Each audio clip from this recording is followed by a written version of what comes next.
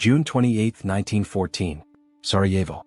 An Archduke's motorcade takes a wrong turn down a narrow street. The driver realizes his mistake and stops to reverse. And in that moment, the 5 seconds it takes to put the car in reverse, a 19-year-old with a pistol walks up and fires 2 shots. Those 2 bullets killed 17 million people.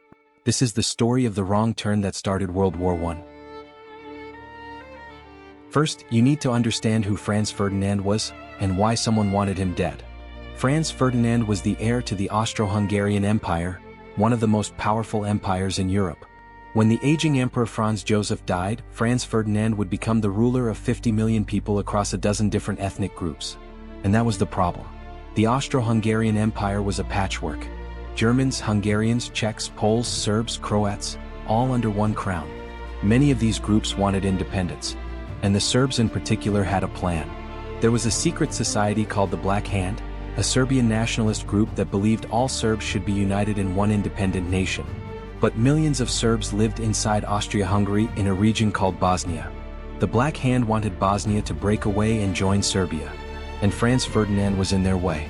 So when they learned that the Archduke was planning a state visit to Sarajevo, the capital of Bosnia, on June 28, which happened to be Serbia's national day of mourning, they saw their chance. They sent 6 assassins to kill him. June 28, 1914 started as a beautiful summer day. Franz Ferdinand arrived in Sarajevo with his wife, Sophie. The couple was actually deeply in love, rare for royal marriages at the time. She insisted on coming with him, even though officials warned the visit was dangerous. The Archduke's motorcade would drive through the city in open-top cars so the public could see them. No bulletproof glass. No heavy security. Just the Archduke, his wife, and a route that had been published in the newspapers days in advance. The 6 assassins spread themselves along the route. All they had to do was wait. The motorcade began. First car, second car, then the Archduke's car, a luxurious open-topped Graf and stiff double phaeton. Franz Ferdinand wore a military uniform covered in medals. Sophie wore a white dress and carried flowers. The first 2 assassins lost their nerve.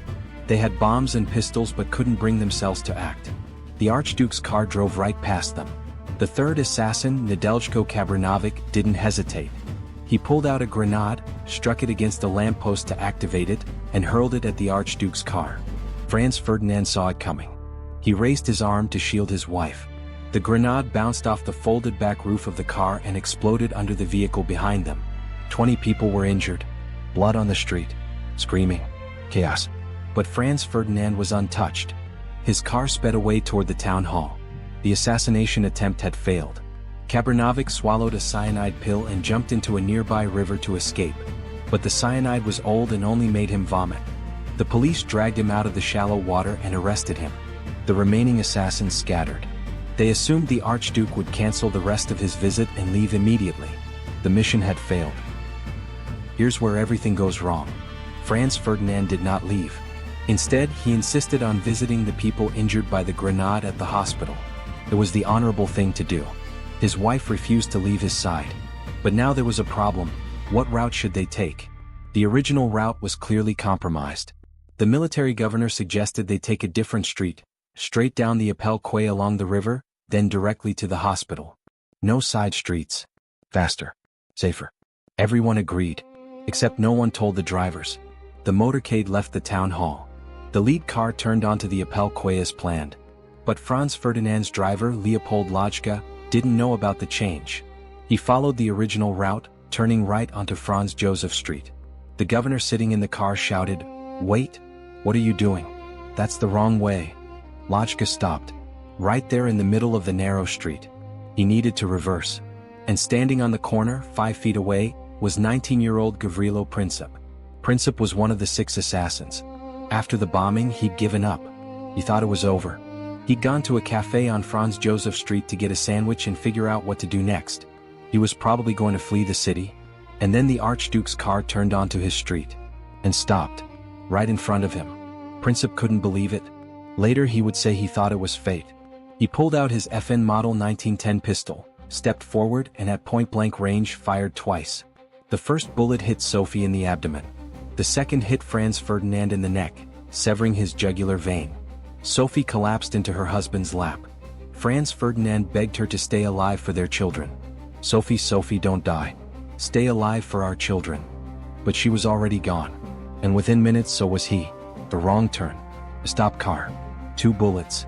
And the 20th century would never be the same. If the story ended there, it would just be a tragedy. 2 people dead because of a wrong turn. But this is where history spirals out of control. Austria-Hungary blamed Serbia for the assassination. Even though the Black Hand operated in secret, Austria-Hungary accused the Serbian government of backing the plot. 1 month later, on July 28, Austria-Hungary declared war on Serbia. But Serbia had an ally, Russia. Russia mobilized its military to defend Serbia. Germany was allied with Austria-Hungary. So Germany declared war on Russia. France was allied with Russia. So Germany declared war on France. Germany's plan to fight France required invading through Belgium. Belgium was neutral, but Germany invaded anyway. Britain had guaranteed Belgium's neutrality. So Britain declared war on Germany. Within 6 weeks of Franz Ferdinand's death, the 5 most powerful empires in the world were at war. It was supposed to be over by Christmas. It lasted 4 years. 9 million soldiers died. 7 million civilians. Empires collapsed. The map of Europe was redrawn. The Ottoman Empire fell. The Russian Empire fell. The Austro-Hungarian Empire, Franz Ferdinand's empire, was completely erased from the map. And then, 20 years later, the unresolved tensions from World War I led directly to World War II. Another 70 million dead. All of it traceable back to June 28, 1914. To a wrong turn on a narrow street in Sarajevo. So here's the question that historians have been asking for over a century. What if the driver hadn't made that wrong turn? What if Leopold Lodjka had been told about the route change? What if he'd driven straight down the Appelquay like he was supposed to? Franz Ferdinand would have reached the hospital safely. He'd have returned to Vienna. And Gavrilo Princip would have gone home, having failed in his mission. Would World War I still have happened? Maybe. Europe was a powder keg in 1914. Tensions were high. Alliances were locked in. Many historians argue that war was inevitable, and if it wasn't Franz Ferdinand's assassination, it would have been something else. But maybe not. Franz Ferdinand was actually a reformer. He wanted to give more autonomy to the different ethnic groups in the empire. If he'd become emperor, he might have eased the tensions that led to war. He might have made the assassination unnecessary in the first place. We'll never know. What we do know is this. Gavrilo Princip was arrested, tried, and sentenced to 20 years in prison. He was too young to be executed under Austrian law, he was just 19. He died in prison in 1918 of tuberculosis, never seeing the independent Yugoslavia his actions helped create. Leopold Lodjka, the driver, was haunted for the rest of his life. He knew that his wrong turn had triggered everything. He died in poverty in 1926, largely forgotten by history. And Franz Ferdinand's car? It's in a museum in Vienna. You can still see the bullet holes in the door. A monument to the day a wrong turn changed everything. History turns on the smallest moments. A driver who doesn't get the message. A car that stops in the wrong place at the wrong time. A 19-year-old who happened to be standing on that exact corner. June 28, 1914 should be remembered as the day the modern world began, with a wrong turn, 2 gunshots, and the end of an era. If you found this story as mind-blowing as I did, let me know in the comments what other moments in history you want me to cover. Sometimes the biggest events in history come down to the smallest decisions. And sometimes, history is just 5 seconds of terrible luck. Enjoyed this video? Please subscribe to this channel to learn about history.